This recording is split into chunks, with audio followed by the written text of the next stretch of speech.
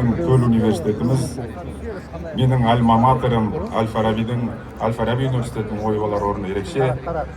Ғылымда да, білімде де үлкен рейтингтерде топ жарып келе жатыр. Осындай үлкен жетістіктер әрқашан бізбен бірге болсын.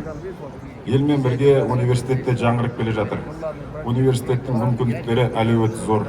Бүгінгі өздеріңізде орналасқан суперкомпьютердің өзі қандай мүмкіндіктер алып келуде. Осының бәрін біз дұрыстап қолдана алсақ, олай болатын болса, елдің ғылымына да, іліміне де, біліміне де, дамуына да береріміз мол болмақ. Сіздерді осынау Наурызбен бірге келе жатқан ғылым қызметкерлері күнімен де шын жүректен құттықтауға рұқсат етіңіздер. Мерекелеріңіз құтты болсын. Әрдайым шабыттарыңыз тапжылмай, алға баса беріңіздер. Ғылымның да, білімнің да шыңын бағындыра беріңіздер. Университет жасай берсін, еліміз жасай берсін, қаламыз көркендей берсін. Рахмет сіздерге. Абзал Дүкенұлы, зор ризашылығымызды білдіреміз. Күннен түн теңелген